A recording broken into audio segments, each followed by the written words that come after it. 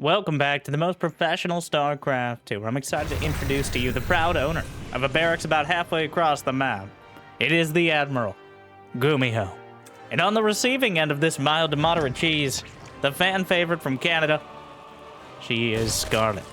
A best of 5 Terran versus Zerg, already starting off strong between two of the most creative players in the game, willing to chart their own course in the meta. For better, and much of the time for worse. But either way, hopefully it makes your day a little bit better. And earns a like, and possibly, if you haven't made it there yet, a subscribe. And Jimmy, what are we at? 1,267 likes on this video, on this cast, on this series. And I'll cast another one. And I'll probably do it anyways. But thank you for watching. Hopefully you've had a good day so far. And hopefully it's about to get just a little bit better. I have no idea what to expect. Scarlett, already we see the backbone of her build, a spine crawler. Possibly suspecting multiple barracks proxy. I believe she saw the barracks with the Overlord originally. But since the Overlord takes such a time to get across the map, she didn't know for sure that she was dealing with just the 1 Rax Reapers. And having the spine crawler isn't going to be terrible against any sort of follow-up, but Cyclones can deal with it relatively easily. GuMiho walling off back at home, has a starport done, and the reactor factory is already online. Scarlett has been zoned out of getting a 3rd base of her own. And GuMiho kind of bucking the entire meta here by not building a 3rd... Yes, that's the natural. Okay, not building a 3rd command center by default. So both sides, a bit more tempered potential aggression. Brenda, come back. Come back. Queens trying to poke and prod, but the Overlord coverage is good. Will spot the medevac with the Cyclones. The Cyclones not trying to hide their presence. Overlord taken down. And is there a response to it? Zerglings are pretty good here. Looking for another Overlord. GuMiho able to lock on. And now catching the Zerglings on the wrong side of the rocks. And honestly, the Zerglings with that medevac there, the Queens are required. Another Overlord taken down as Scarlett was struggling with the supply block, unable to build more units for a short time. And GuMiho with more Cyclones in production. The Reaper, this is a TVT build.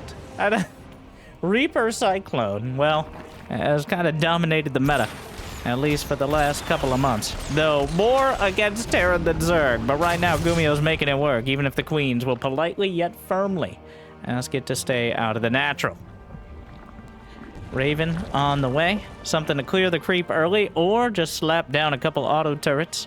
Not a bad unit to have in general, and kind of indicates that GuMiho, I think, wants to take us to McDonald's here. And see what sort of Big Mac build he has lined up. The Queens, targeted by the clones. Transfuse comes through. A lair already nearly done for Scarlett. And a 2nd factory for GuMiho. I don't think it'll end there. 2 more on the way. So, Scarlett gets her lair tech up almost immediately. She's killed not a single SCV, but she's managed to get a 20-worker lead. And GuMiho just now getting a 3rd command center. Mech is defined by its infrastructure cost. How much it takes to get started. But so far, GuMiho has enough on the field to be dangerous. Slaps down the auto turrets. The Queens have to put together a defense.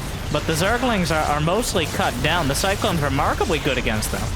And the medevac, of course, only for micro here. But the Queens being slaughtered on the field.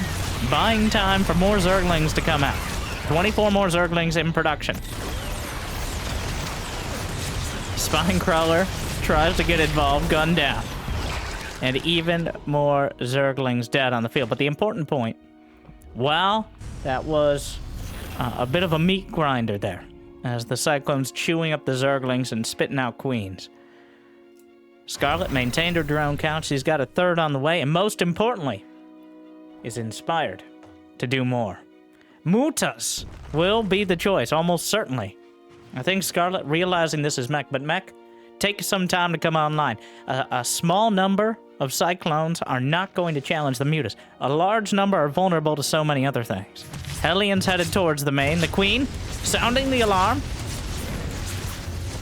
Yes, the Hellbats will be morphed, and now the rest won't fit inside the medevac, creating a bit of an awkward scenario. The Mutas are about to pop out. That was a pretty sad. It was pretty sad in general. That GuMiho, not quite sure what he wanted to do with the Hellions there, ends up getting a whole lot of nothing. The Mutas look to intercept the medevacs, but there are 6 Cyclones at a time, plus 1 on the way. Hurricane thrusters for speed, but you know what GuMiho doesn't have, and he's fixing right now, but maybe too little too late. The engineering bay. No ability to build turrets. Cyclones are the only anti-air really right now. So immediately Scarlett comes in, delays the production, might be able to fight some of the clones, which are not well equipped to deal with the Mutas themselves. And delaying the production, killing SCVs, forcing such a strong response. Behind it, Scarlett is just taking the map. 72 drones and counting. Infestation pit on the way. Hydra Den is already completed, which means a hive and lurkers will be soon behind. And against just Cyclones, the lurkers will absolutely shred them, especially if there are Zerglings to support. And that looks to be exactly the direction that Scarlett is headed. GuMiho has to deal with these Mutas. He has to know it's not just gonna, it doesn't have to just be Mutas. 6 Mutas are sometimes better than 60, as the threat they pose is the real victory here. The Hellbat drop is still alive, by the way, and just makes a cameo appearance. Not sure how long it's been hanging out. I assume it was on this side of the map, but the Mutas are coming back to deal with it. GuMiho does have speed done for his, well, about to have speed done for his clones. Has +1. There's the hive. No lurker done yet. Just hydras are fine as well. Make it, get off my queen. Sorry, the queens take down the Hellbat drop. But here comes the Hell clones, the main army itself. Zerglings looking for the surround. Mutas over the top. And Cyclones, well, will start working their way through. But all Scarlett has to do is buy time. 18 Hydralists on the way. Scarlett been loving the Hydras lately, and it doesn't seem to matter whether it's against Bio or Mech. Ravens, almost all of them taken down. Transfuses keep the Hydras intact. GuMiho actually at 79 SCVs, building 9 Hellions at a time. The Raven, a valuable piece of this, but kind of demonstrating why Ravens are a bit of a rarity. They have a tendency to find themselves in the front of the fight when really they should be in support. 4 Vipers in production. Greater Spire on the way. And GuMiho is now once again on borrowed time. The Mutas didn't do the knockout damage. They didn't set Scarlett up for a timing, as Scarlett decided instead to use the map control to take bases 4 and 5. But now that means GuMiho's been given a little bit of space to macro up himself. The Vipers are going to be the most important time. GuMiho does not have a Ghost Academy, does not have any real ability to challenge the Vipers directly. And 4 Vipers full of energy have a lot of ability to dismantle this mech army. Hydras coming in from the north, Hydras from the west as well. But the Vipers are nowhere to be seen. I'm sure they're gathering energy right now. There we are. Vehicle weapons level 2, a big damage upgrade for the siege tanks. But at the moment, how many? 7 factories, 3 starports, going full reactor. But the Vipers are already here. Blinding Cloud on the tanks. Yanks in another anti-armor missile comes through. And that means a lot more splash damage from the Hellions and the siege tanks. But the sheer mass of Hydras is what, well, nope, actually no. I take it all back. And Scarlett maybe wishes she could as well. As with the anti-armor missile and that position, GuMiho just batters the Hydras away. And 41 Hydras have died in pretty much a single fight. And now the siege tanks are moving up. The Vipers are dead. Another round were built. Was built? Or is built. Anyways, the siege tank spread's so beautiful, I can't believe it's not buttock. As GuMiho tearing through everything on the ground, Scarlett has a very limited time to respond to this. GuMiho continuing to rally across the map. He's got 94 SCVs. Scarlett with more Vipers, it seems, than almost any other unit. But Yanks in the Cyclones, dismantling this piece by piece. Vipers still have some energy. Abducts another tank down, starting to take a more methodical approach against the mechanical army. The Queens will be taken down. The Vipers still have so much energy. Rare to see so many, but there's no Ghost to challenge them. Yanks in a Raven, takes it down. Still 3 tanks, obliterating any Hydras that get close, and the Hydras are just not good enough. GuMiho's mech army is starting to roll over here. The Vipers aren't doing it, and even Blinding Cloud not going to be that helpful. The Vipers show up, but there's nothing in support. GuMiho's at 102 SCVs, which is almost certainly too many. But right now, Scarlett has nothing to match. Fusion Core on the way. GuMiho may be the only player I'd expect that to be for battle cruisers. More Overlords taken down, but Scarlett at no risk of being supply blocked. She's lost far too many units. The Vipers come in for what could be the last round. Yanking in the Cyclones. Half a step away. Yanks out the Liberators out of siege mode. But the tanks on the high ground. Still blasting. So much damage. Terrible, terrible damage has been dealt by those tanks. And Scarlett has been unable to come up with a response. Nothing that has really dislodged GuMiho ever since that first fight. Another anti-armor missile brings the Ravens in. And a Venn diagram of freedom to lock down this position. And the base will fall. The Blue Flame Hellbats out in front. More Cyclones, more Hellions, more Liberators in production with enough tanks to hold position on the high ground. And Scarlett trying to out-expand it. But GuMiho is maxed out. His army supply is maxed out at 97. Yanks the tanks. Not even sieged here. Could see just yanking right on top of the Hydras. All it takes is a bit here. And how many tanks left? Only 2. Hellbats waddling away, but the Hydras slither after them. More tanks will siege, but Scarlett has relied on the Hydras for all of this. She's lost 78 of them, but has 25 more on the field. Corruptors in production to try to wipe out the Liberators, but Scarlett's army's still struggling. GuMiho is maxed out, and once he realizes how many SCVs he has, it'll be even more fearsome, as the army supplies are still in the same ballpark here. But clearly one team is the favorite. Broodlords, a marginal response. Couple more Cyclones. The Vipers, 6 of them. Not gonna risk it. More units headed north. GuMiho. Doesn't cost much to send these out. Incinerating more drones. GuMiho really starting to bank money. What a mech army indeed. Kind of shifted almost entirely. There's no ghosts involved in this as well. Fighting and that. Oh, GuMiho. Fusion Core upgrading Yamato cannon. Of course, he can't build any battlecruisers because he's maxed out, but otherwise he has the money. Cyclone Knock-On doesn't care about Blinding Cloud here.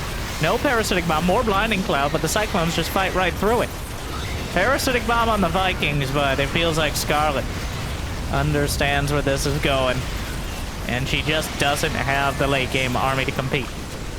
One particularly bad fight, and GuMiho was able to shift all the momentum into his favor. And now, I do appreciate the researching of Yamato Cannon. Just showing he's acknowledging where he wants to go with this eventually. I don't even know if he has any Tech Lab starports, actually, but the idea is there.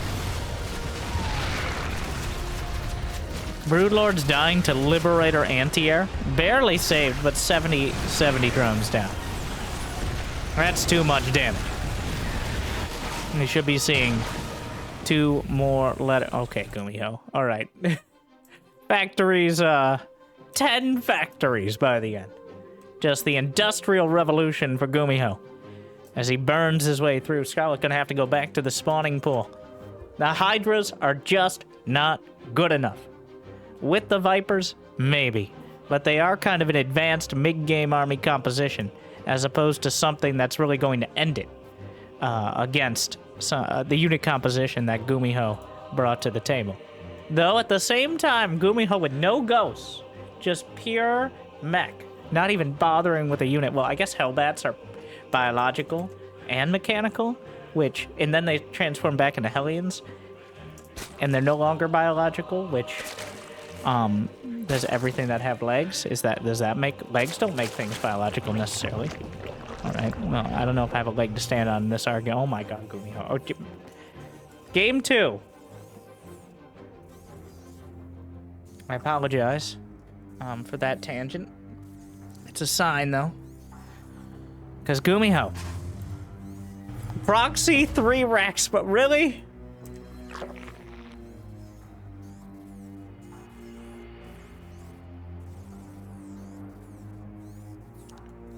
Okay, well, it's like, 1, we've had first proxy, but have we tried second proxy? A good old-fashioned bunker rush. Roach weren't on the way. It looks like Scarlett has no intentions of trying to keep the natural alive here. She scouted all 3 barracks, which is a key part. If you scout 3, it's unlikely pulling drones is going to be enough, as the sheer amount of Marines they can put together will overwhelm it quickly. So a handful of Zerglings on the way, and now we see if Scarlett can come up with a response with the Roach one, because of course this is a huge investment from GuMiho as well. Has to at least get the natural and keep Scarlett contained as long as possible. The Queen pops out. Avenge me! And gunned down immediately.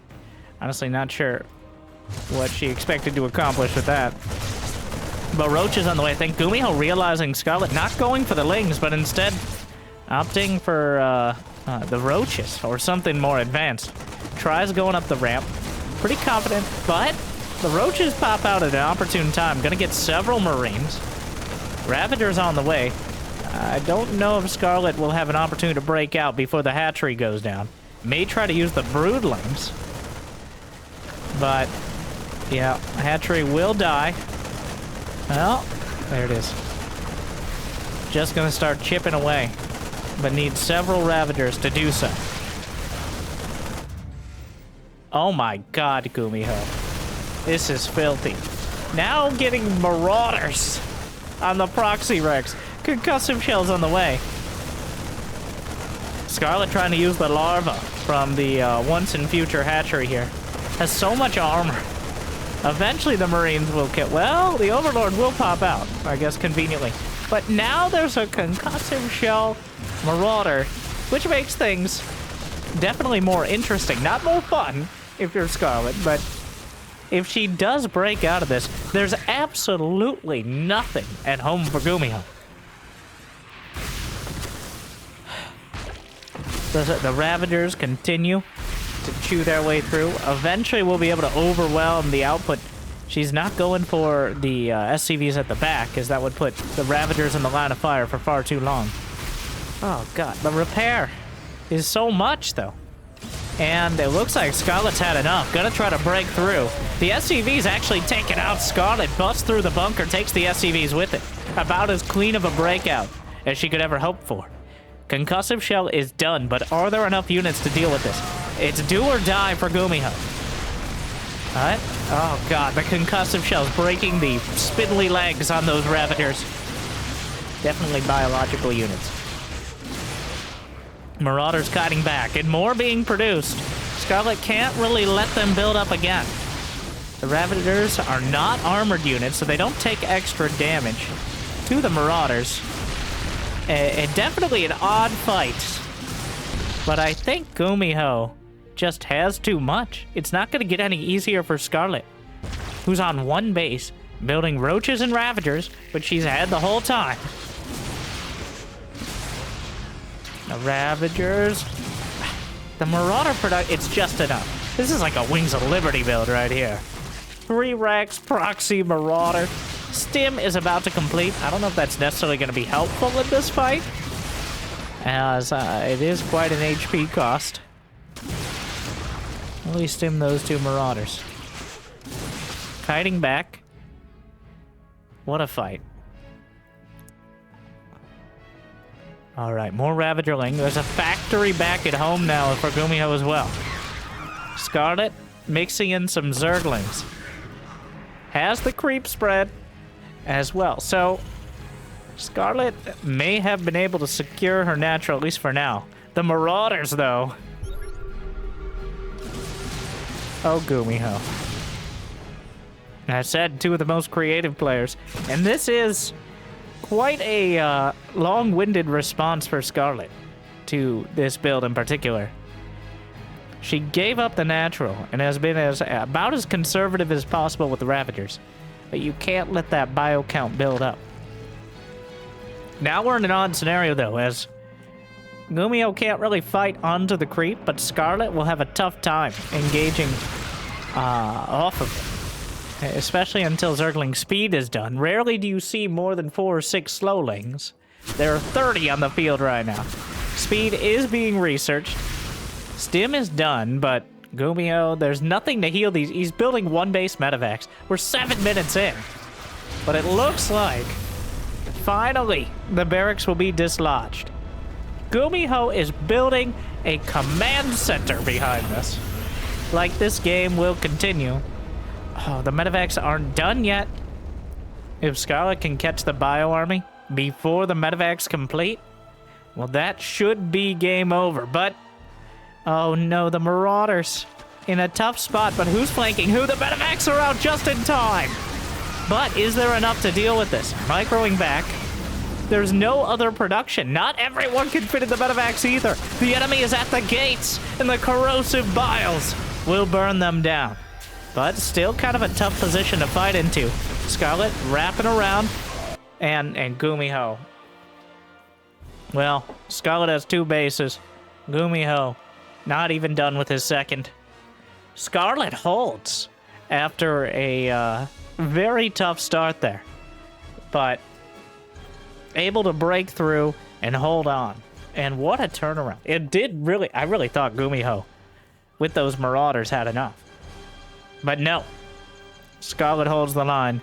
She's dealt with bunker rushes before. She's probably dealt with more bunker rushes than the games played in total of most of the people watching this right now. So, but still, so frustrating to deal with. But we're all tied up now. Going into game number 3. Site Delta. And now place your guesses. How many barracks out on the map?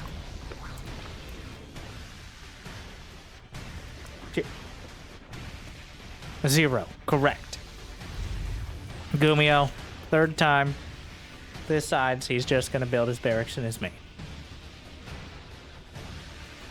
Scarlett.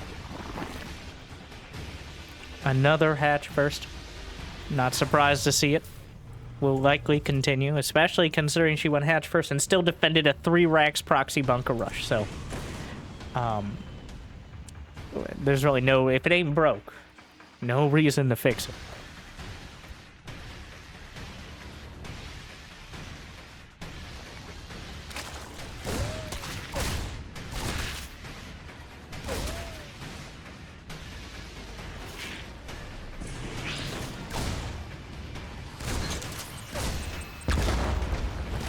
Reaper comes in. Oh, I thought that blocked. Scarlett not only dodging with the drone, but almost blocks the Reaper in there. Double command. GuMiho making up for all the command centers he hasn't built so far in this series. With the greediest double command. Starting the 3rd before the factory even finishes. Which is about as early as you can get it while still going for the barracks factory starport follow-up. Yeah, flipping things around back at home. Speed is on the way. And we'll see what GuMiho wants out of the starport. Which is always a bit more interesting when GuMiho's involved. Is there an overlord to that back? I don't believe so. Just on the little pervert pillar here. where it can look down on things. A lot of players will try to sneak an Overlord around the back and get it into the main right around that 4-minute mark or so when you're committing to your tech. Let's go. Brenda bounce. Out of the way. And the queens will. So technically, a Reaper and 2 Hellions can kill a queen. Rarely are they so found isolated. They travel in packs on frequent occasion, but 4 Hellions and a Reaper. A very conventional start. Gonna try to... Really looking for that opportunity to dart in. Want something. It is going to be the most standard bio build out of GuMiho so far. Still not standard, as this starport is remarkably late. But now a medevac on the way, a single medevac, alongside stim. So a quick Hellion stim timing. And Scarlett is building plenty of queens, but she does not have a baneling nest. So, still a very dangerous potential here. There it is.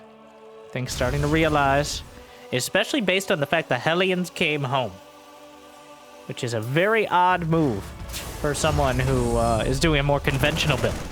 I think that specifically giving things away, though you always want a Baneling nest if you're going Ling Bane by the time a lair finishes in order to get Baneling speed.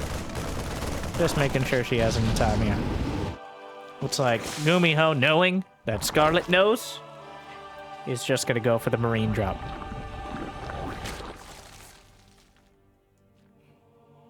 Marines out to the north, Hellions south. Scarlett's creep spread already off to a strong start, as is customary.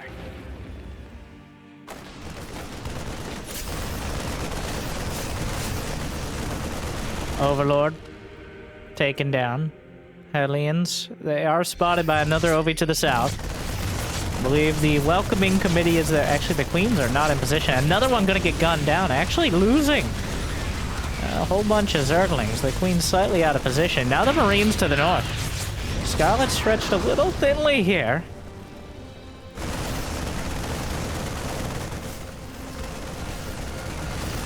Hydra's dead on the way. They really shouldn't be getting this hatchery. Oh, we pause. We take a moment. Well, we do it live here. But kind of an interesting timing for that.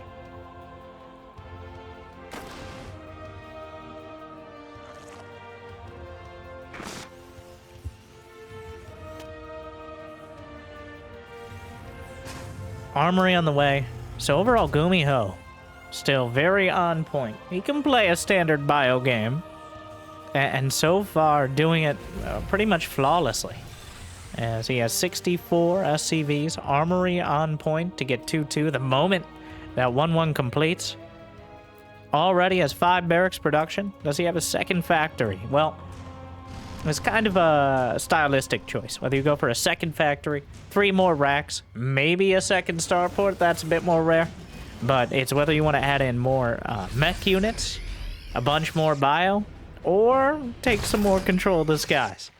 I think the most common is the second factory. But of course, GuMiho charts his own course. Brenda, they're attacking again! Yeah, we know, Karen. Simmer down. The queens, the main body of the defense here. As GuMiho tries to grind through them, but there's just too much biomass. Those queens, well endowed with HP and armor. Meanwhile, 2-2 starts for GuMiho. The mine's out in front, the double prong, and Hydra's definitely a strong choice against the mass mine style, as Hydras, with their groovy spines upgrade, can outrange them. Assuming you have detection, of course. Well, yes. Not the next patch yet, where Widow Mines will require drilling claws for that invisibility. Gonna need some overseers here, or spore crawlers in position. Another Widow Mine dragged out. Will she just trigger the Banes on it? Overlord speed is on the way. Just a generally good upgrade, and especially for helping to deal with the mines. Queens looking to replace some of that creep spread. GuMiho's done a good job of keeping control of the creep on either side of the map. Within reason, as that's essentially like trying to hold on to water when it comes to Scarlett here. As her creep spread is in every direction. Plenty of tumors, plenty of queens. And GuMiho, it's a never-ending struggle to keep control of it.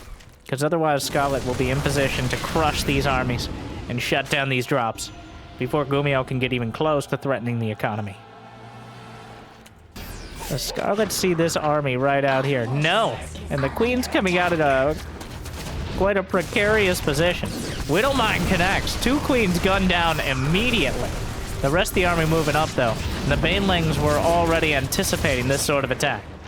Another Widowmine is spotted. Split off. Meanwhile, Scarlett boxing out the army to the south.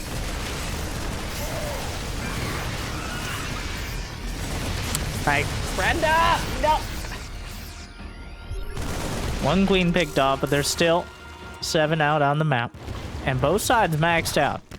GuMiho, the constant aggressor here, but unable to find meaningful damage. Finally making some progress with the drop to the south. There aren't that many Hydras here to defend. With the Spore Crawlers, though, and the Medevacs starting to run out of energy, GuMiho, well, joining up with another army to the south. But the Banelings will move to intercept. A Widowmine taken down with a bunch of Banelings, but, well, whatever gets the job done. Medevacs boosting in towards the main, looking for an opportunity to drop at the back. Plenty of Zerglings to defend. And a Spore Crawler will take down a Medevac with 6-7 Marines inside. Hydra's fighting heads up against the Bio Army. But they have the DPS, and now the Medevacs go down. The rest will eventually be taken out. GuMiho down 30 supply. More Marines behind the mineral line, but Scarlett's starting to solidify her position. GuMiho only has +3 infantry weapons on the way. Scarlett is about to complete her hive. Just needs to hold on to the economy in order to get those hive tech upgrades. Medevacs heading back. There's no safe place. A Spore Crawler's getting an uncomfortable amount of kills as GuMiho scrambles to get the damage done. But Scarlett has held on to 5 bases. Has a 6th on the way to the north. Doesn't have any hive tech yet, but I'm sure that'll be changing momentarily. Carapace, level 3 has begun. Scarlett's still engaging out on the field. The creep is starting to really recede here, and that makes it easier and easier for GuMiho to pick a better fight. The queens will move up to rectify that situation. And it's not like GuMiho is taking damage back at home. Fusion core on the way. I think another Medevac went down to Spore Crawlers. 2 kills on this Spore. I don't know how many are on the one in the main. I think it finally got taken down by some of the drops. But the Queen's leading the charge. Much better than the Hydras. More Medevacs taken down. Widowmines diffused by the very brave and very eager Zerglings. GuMiho still with plenty of supply, but Scarlett's momentum is starting to build. She can get her creep spread back up and some more hive tech online. Actually didn't have Hydra speed, which is a pretty significant oversight at this stage of the game. Especially noticeable off creep. That means it's almost... you cannot retreat from fights with Hydras without that speed upgrade. It's dicey with it. It's almost impossible without it. Especially with those concussive shell marauders ready to break their non-existent knees. The Queen still working out in front under hazardous conditions. And indeed gunned down. How many queens are left? Down to 3, which is not even enough for inject on this amount of bases. Scarlett, it's been whittled down to almost 26 Hydras, 47 Zerglings. Still scrambling to get more Zerglings out on the field. GuMiho just holding down the Marines and Marauders. The Medevacs are nearly out of energy, but the Bio Ball is looking incredibly strong here, and Scarlett doesn't have the Infestors, doesn't have the Hive Tech online. The Hydras have been cut down. Low single-digit numbers now. The Zerglings are not able to break through the Marauders. A fungal comes out, but it's far too little, and absolutely too late. And Scarlett just doesn't have the numbers on the field. GuMiho just kept leaning and eventually broke through. I think the defining characteristic, Scarlett never did any counter damage. She didn't get any lurkers. And even Hive Tech came up, and there were no Vipers. Really nothing out that could deal with the sheer bio ball. I think Scarlett was thinking maybe a little too far ahead as GuMiho just staring down the center. And that means GuMiho will go up to match point. As so far, looking remarkably strong. It was a perfectly acceptable. It wasn't flashy. It wasn't the sort of target firing down every single baneling like you have aimbot, like Clem, or the ridiculous drop micro of Beyond. But it was an absolutely effective strategy of throwing enough Marines and Marauders at the problem until the problem solves itself, one way or another. Scarlett on the ropes. Going into game number 4 on Solaris. Jimmy, please.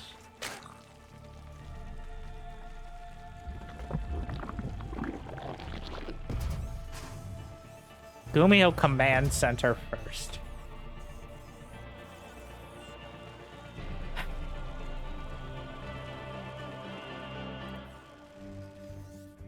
A bit greedy. This is the largest map in the pool. Regicid Station is probably the most turtley kind of full macro map, but the sheer distance between the bases here on Solaris, this is regularly our largest macro map. I think that does make it, in many cases, a bit Zerg favored. The more space you have for counterattacks, the more time you have to build up before you need to defend. Essentially, the more drones you can get before you're obligated to build real units, well, that is the relevant factor here. If Scarlett can play the entire game with queens and drones and then build 50 Hydras, I'm sure she would. But unfortunately, these pesky Terrans have a tendency to build units before the 7 or 8 minute mark. I gotta, like...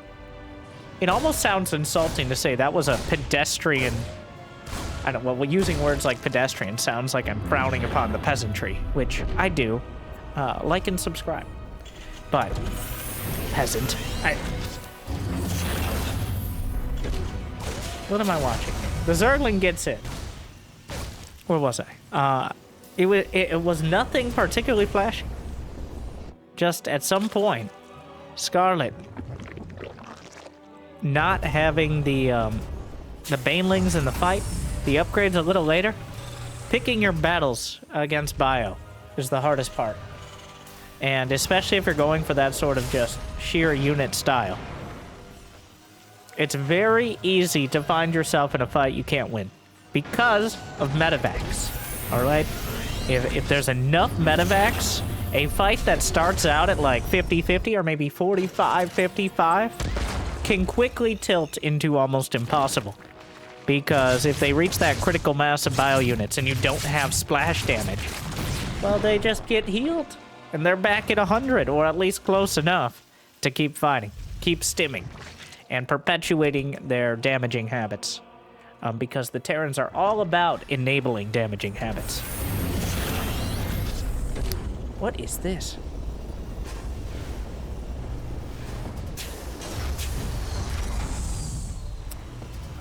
Double R. This is the most greedy mech build. And Scarlett is happy to sit back and macro up, but double factory 3cc into double armory.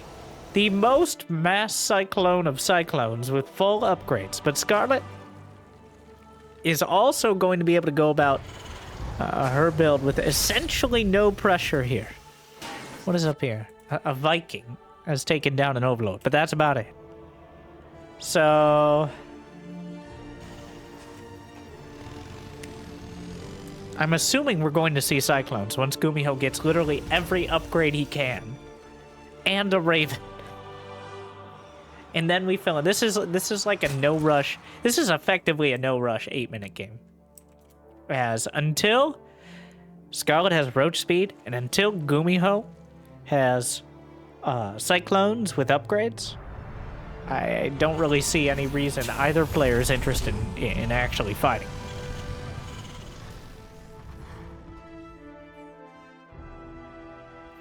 GuMiho's going to try to move out with those early, with the Raven and some Hellions. Try to poke and prod at the creep here. Cyclones being built behind.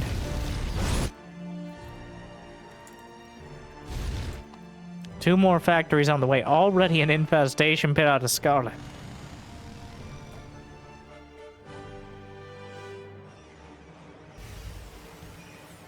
Mech making quite a comeback lately in Terran versus Zerg as well. Maru and GuMiho exploring TY. Have a few games from TY. Yes, the chess master playing some mech lately. A lot of different options and flavors of it as well. Not necessarily just mass cyclone, but I think essentially against everyone who isn't Cyril, which is literally everyone. Besides Cyril. There's still a lot of options on the table. And if you're playing against Cyril, and I know from a surprising amount of experience now, there might be no options, is how it feels. Both watching and playing. So, I think being creative outside of that matchup is definitely in the best interest, especially of Terrans, because eventually the Zergs adapt. And that is kind of the history of SC2, is the meta shifts, and Zergs with their more standardized unit compositions, like queens and whatever they want to fill in behind, will eventually get an idea of how to defend against it. And that's why it's important to vary up your openers, and even your unit compositions, in order to try to throw them off balance before they can get that huge amount of units and potentially overrun you. But here we are. We're coming up on that 8-minute mark. And with the infestors already on the field, flirting with the idea of an engagement. But neither side willing to commit to it yet. Maybe need to be sure about things. Always important. The tanks are walled off in the main, I believe. Yes. If he lowers that other depot, they can get out. But classic Terran move. All right, 8-minute mark. Ding, ding. Let's go. Knocks out one of the siege tanks. Fungal catches the Hellbat. Scarlett. Creep spread to the front door of GuMiho's base on the largest map in the pool. Blue Flame is on the way. And Scarlett has a hive with a spire in production, which tells you the trajectory she wants to take. I assume she's going to make that spire great again as the hive completes and head towards the Broodlords. Hellbats towards the east side. Take down a couple drones, but the queens will resolve. Well done is how those drones are feeling after the Hellbat immolates them. Well, the queens will deal with it. Out on the field, a pretty expendable army out of GuMiho. Mostly Hell clones here. Meanwhile, Scarlett losing several Ravagers.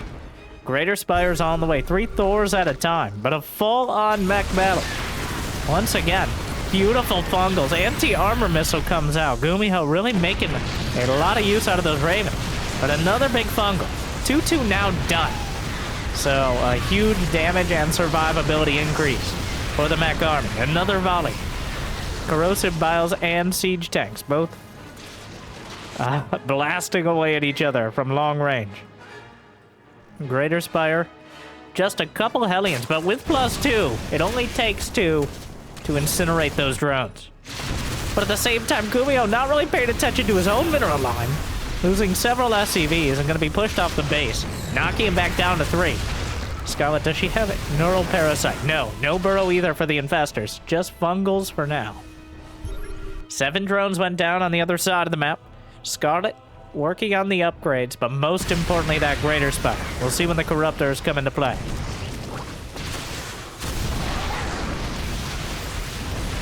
Huge fungals catch the Thors, but the infestors themselves get knocked out. Only one of the Thors goes down. Another wave of corrosive bile almost takes out the Thor, but the Cyclones and the Hellions are closing the distance, at least close enough to lock on. Just continually filling in. How many factories now? 8 factories for GuMiho, which is a major factor in maintaining the momentum. Scarlett doesn't have too many more chances to take mediocre fights like that. She's lost 3,000 to 1,600 gas. But now GuMiho's nearly maxed out. Not working on 3-3, which indicates he wants to max out and really start laying the pressure on. Because the longer you wait, the harder it's going to be to deal with the Zerg army, especially if you don't have ghosts on the horizon. But Scarlett comes in with the Roach Ravager yet again. Raven's uncontested in the sky for now. Another anti-armor missile hits a single Ravager.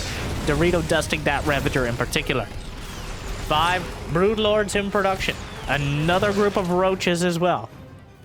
And those Broodlords are everything, as Scarlett is likely going to be pushed off this hatchery. Siege tanks coming up. GuMiho fighting deep onto the creep right now.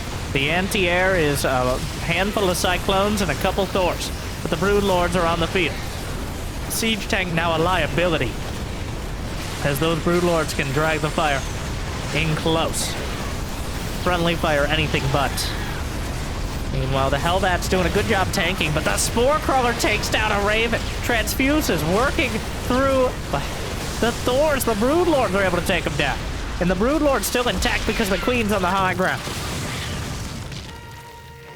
GuMiho's army is broken on the Broodlords.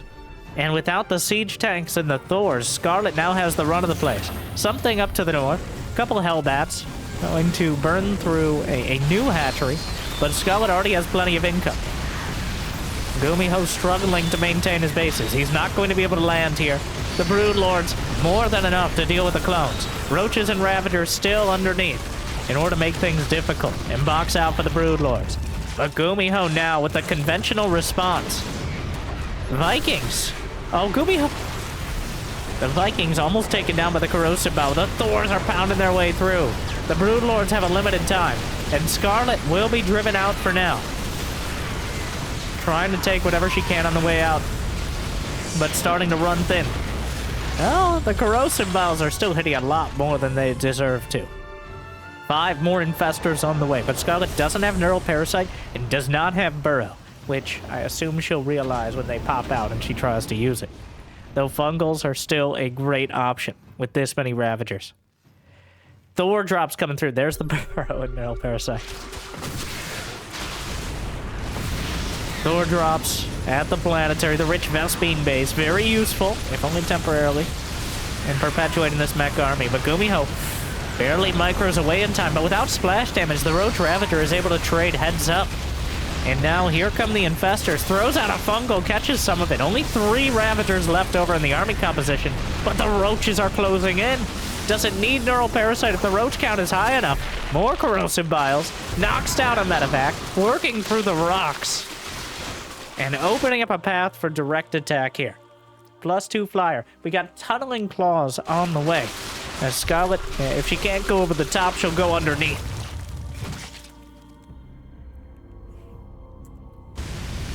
And Fungal on the Hellions that were trying to counterattack. A beautiful catch, and Scarlett. Both players had all the time. Thor drop for GuMiho. They had all the time to build up, build the armies they wanted. But Scarlett has taken control of the game. Here come the Infestors, some from a very awkward angle. Burrow is done, Neural Parasite is complete. The Thor drop is headed for the main, which is one of the more expensive ways to do drone harass here.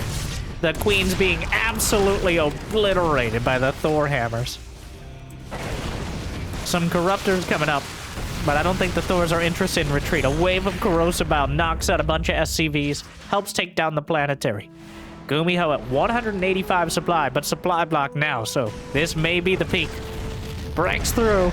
Yeah, a Spine Crawler not remotely close to enough to deal with the Thors, but no more Fungals. Catches some of the Infestors here. What is that out in front? I have no idea what's in those medevacs. I think Hellbats to drop in and tank, but GuMiho knocked out of the sky. Burrow move roaches now. More creep being driven back. GuMiho still making a lot of progress. Finally, the hero Thor is taken down. Another wave of fungals. Roach Ravager powering through, and the Corrosive Bowels take down the Thors. The Cyclones are not going to be enough. The momentum is entirely in Scarlett's favor. And GuMiho agrees. GG, we're going to game number 5. What a series.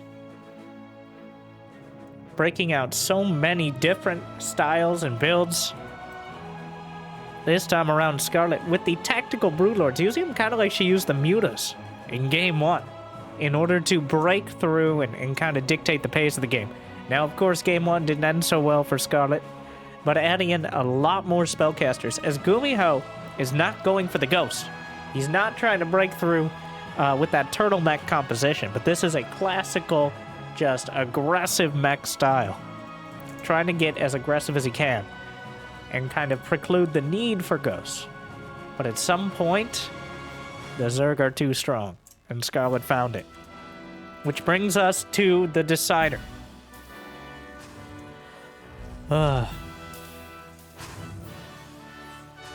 Jimmy, please. How many times? We're going into game 5. On Elkioni. I apologize for both my stuffy word choice and commentary. I was feeling a bit under the weather since traveling recently. This is why I don't go outside.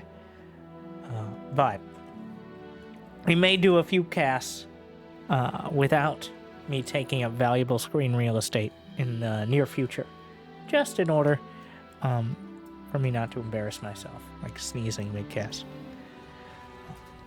But thank you for watching, either way. Making it this far, tolerating it. I hope it's made your day a little bit better. And these two, I didn't know what to expect.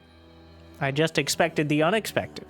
And so far, my expectations seem to have been met. I didn't expect, especially GuMiho, to commit so much to the mech, even though he is the mech player. Doing a straight-up full-on factory build is still a bit of a rarity. Though Scarlett clearly adapting from game 1 to game 4 there. Focusing a lot more on getting that later game army composition, not relying on... Hydras just don't cut it. Alright, they're just not good. They're too flimsy. Meanwhile, the Roach Ravager and Fester, usually able to get a little bit more done, as long as you find a way to handle the anti-air.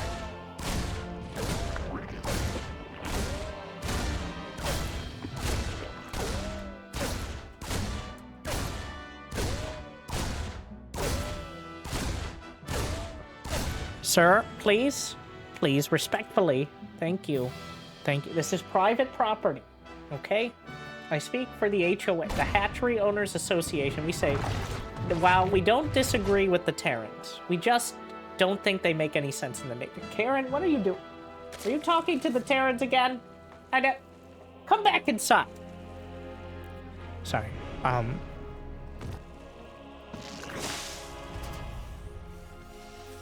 Third Command Center.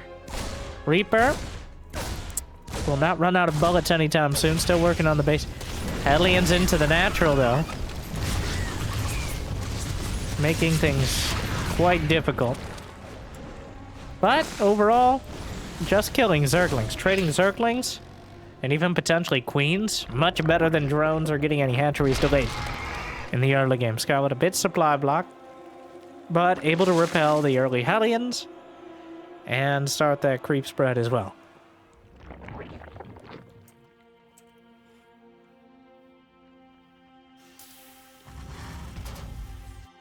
Couple Evo chambers. Significantly quicker than GuMiho's engineering base. So Scarlett will have a lead when it comes to the upgrade timings, which can definitely translate into a better position in the mid-game. Though it remains to be seen what GuMiho decides to do. Going with that early medevac yet again. Trying to get some pressure out there. I think learning his lesson about letting Scarlett just macro up. Even though GuMiho had an entirely competent, solid mech macro build, Scarlett is going to take full advantage of that situation.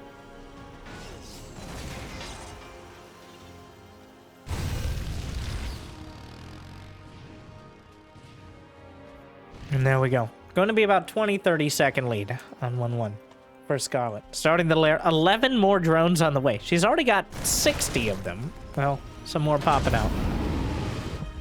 It is just going to be a single medevac drop. So Scarlett going to have a huge economic lead. A bit of a greedy, just an overall risk to get this many drones so early on. But GuMiho and going for a single, like, there's not even 8 Marines, just 6 Marines. Hitting as hard and as fast as they possibly can, but only 6 Marines. If it's enough to delay the 4th base, that's actually kind of a huge deal. The Queen's coming up. I think GuMiho going to be pushed away for now. Doing a surprising amount of damage to that 4th hatchery, which I think was the overall intent. The Hellions will clear the creep towards the center.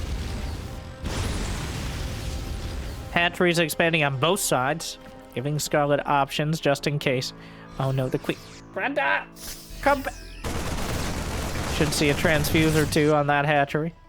Will eventually regenerate sometime between now and the next 7 years. That's how it feels, at least. Zerg regeneration should be percentage-based, not a flat amount. Don't let the Terrans hear you say that. That Baneling nest in a bit of a precarious position. The armory not done. Scarlett! Well, that drone count was looking good before, but now looking pretty vulnerable. As the Banelings are far too late. The Queens were a little bit out of position. 1-1 isn't done, though. Just this moment as the Banelings close in.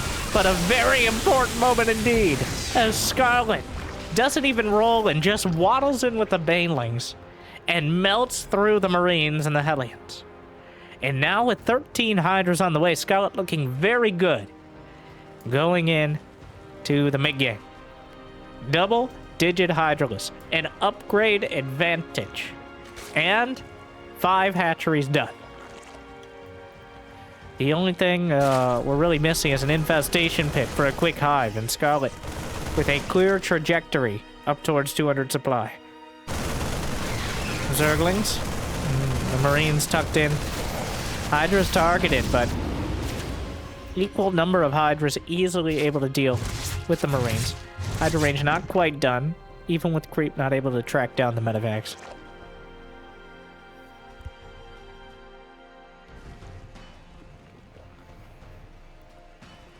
Bunch more Overlords on the way. Will allow Scarlett to go up towards 200 supply. Hydra speed on point. No infestation pit yet. And GuMiho coming across the map. How many Banelings? Only 7 Banelings on the field. Relatively small attack. This is the most vulnerable timing for Scarlett.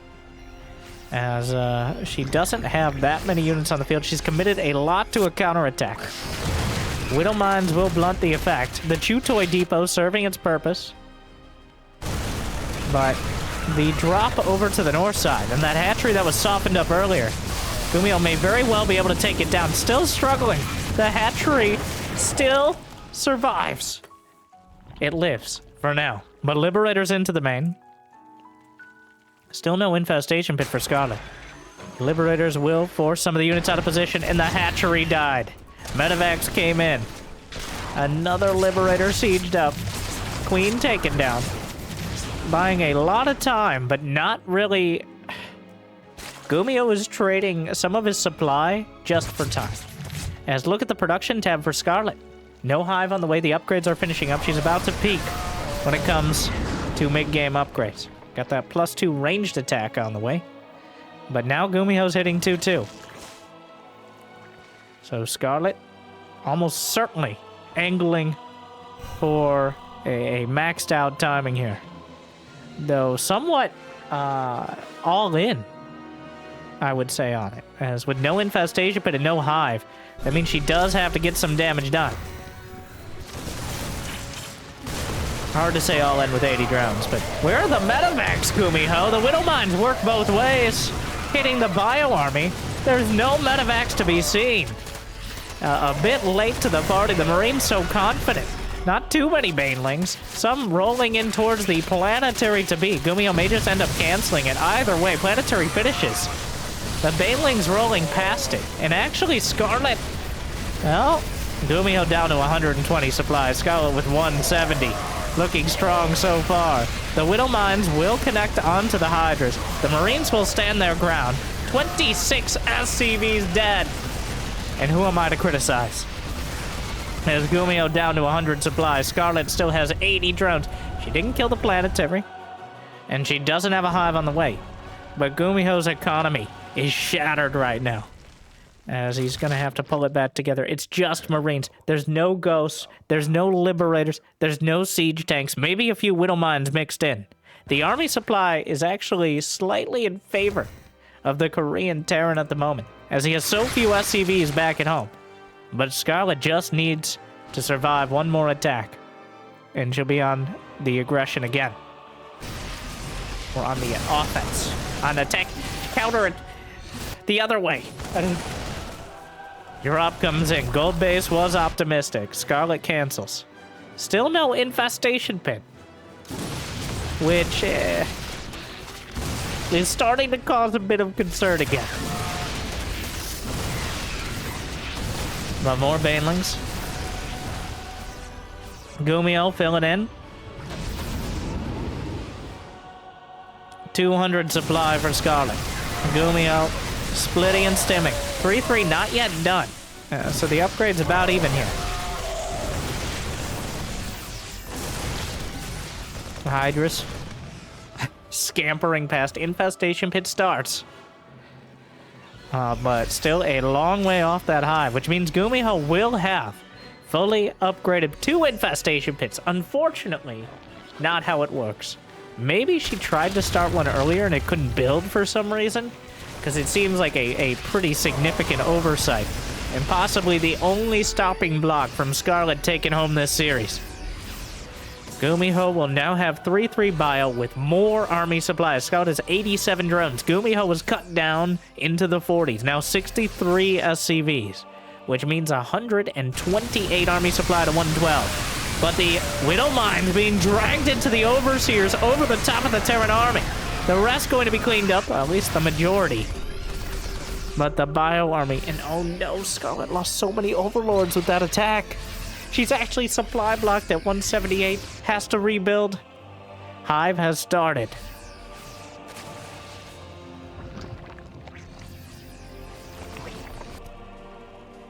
GuMiho now.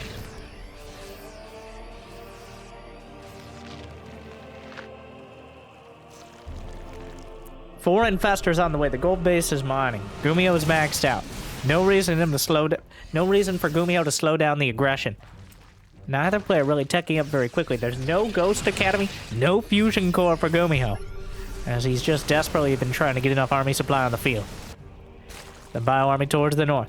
Infestor's about to pop out. Burrow halfway done. Scarlett still with a great economy. Over 2,000 more resources per minute against GuMiho, who is on 4 bases.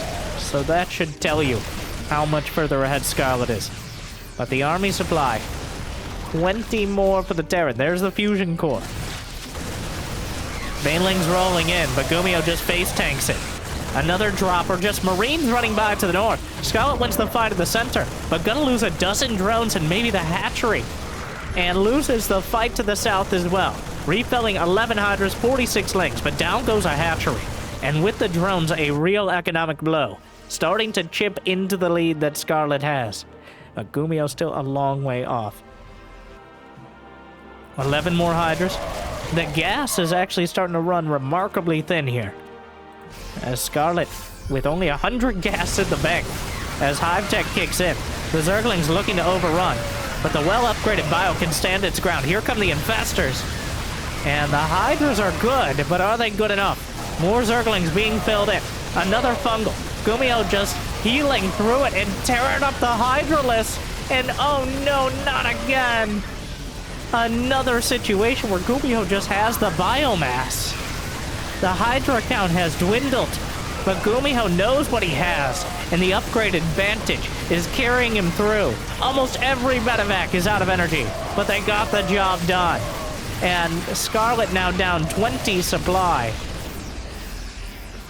Does not have the gas to rebuild really those units that are needed desperately to deal with the Bioball. The Banelings in short supply. The Infestors whittled down. The upgrades non-existent. The Hatchery is dead.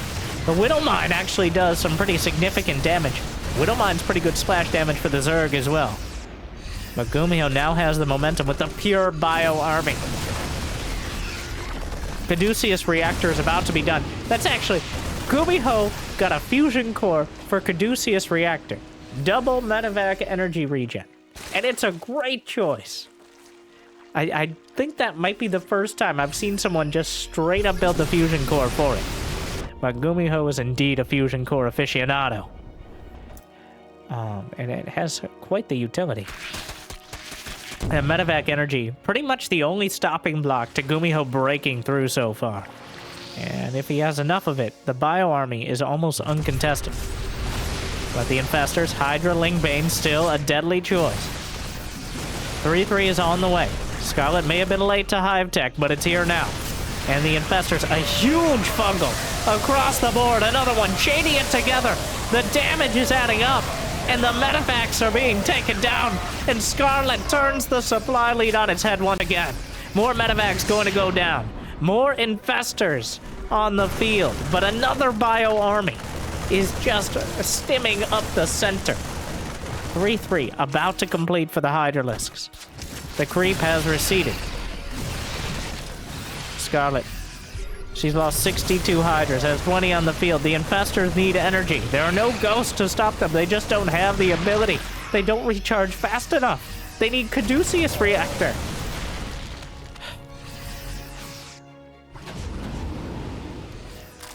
Alright, start pouring some Red Bull on them. The Infestors will burrow, looking for that opportunity. GuMiho, pure Marine Marauder medevac. I mean, sprinkling in a few mines for flavor. Still brawling it out. Scarlett, it looked like she had the advantage, up 50, 60 supply, but GuMiho in a defensive position with better upgrades, and that just infinitely microable bio army. But Scarlett now has Hive Tech online. 3-3 done. Fungals together. And the Hydras will pick apart the rest of the bio. But no Infestors to the north side. I mean, the Banelings will roll through. And there's still too many Hydralisks. GuMiho will be driven back yet again. And his army composition just doesn't hold up to the well-upgraded Hydralisk army. Just brawling it out. Only Marauders left over. All the Marines whittled down by the Banelings, and Scarlett again has taken the lead, but now she has the upgrades to use it. How many Infestors still on the field? 2 of them. I don't know how much energy. Clearly not enough. Out in the center as they jam their way through the choke point. A scan will spot this army, looking for the SCVs.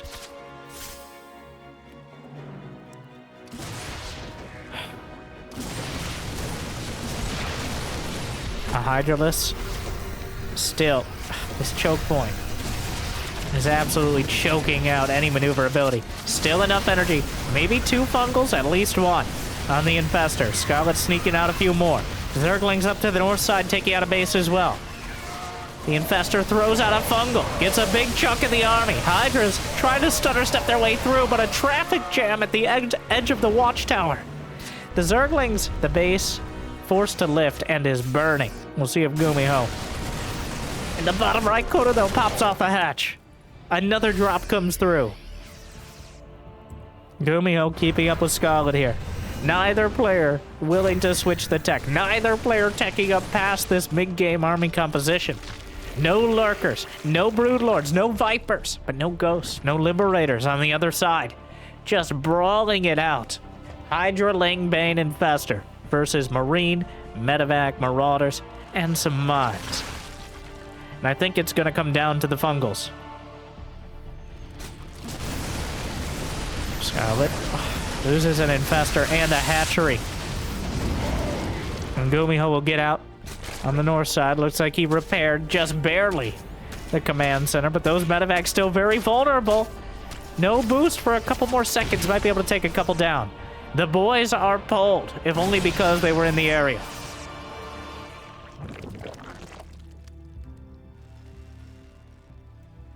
SCVs. Wait, what? Command center's gone from the main base and the third. There's only 3 orbitals. Whittle mines severely blunt the force of the Hydralisk. Oh no, Scarlett getting a bunch of Hydras caught and killed. Where are the infestors? Hydra's dying on either side, but suddenly GuMiho 50 supply. Just the fight, the angle did not work out at all. Scarlett losing track of some very important units. And now GuMiho with a 50 supply lead. What a topsy-turvy game. 25 Marauders, 49 Marines. Almost a perfect spread between them. The Fungals. The biomass is so large, even the Fungals can't really make a dent in it. The Hydras and Lings trying to break through.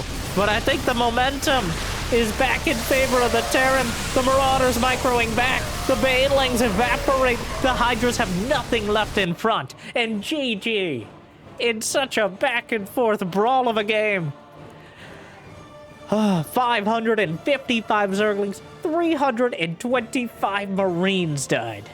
But at the end of the day, GuMiho just barely breaking through. What a heartbreaker for Scarlett. That full NA Zerg. And GuMiho at the same time.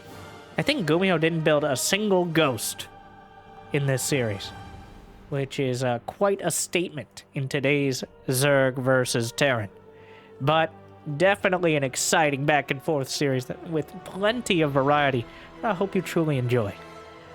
I hope it made your day a little bit better like it made mine. But thank you for watching. If you got the means and motivation, it'd be awesome to check out Patreon or YouTube membership. But I hear liking and subscribing is free for now, at least. And if you haven't yet checked out the second channel for streams and stream VODs or gameplay for games you might eventually care about, and more content in general, you can check that out in the description. And if you're looking for more, check out Recommended. That's the most awesome way to help out. Just picking it out of Recommended. That helps out a lot, especially. YouTube recommends it, so no puns intended. But thank you. Thank you for watching. I hope you enjoyed. I'll see you next time. Good luck, have fun. Stay chill.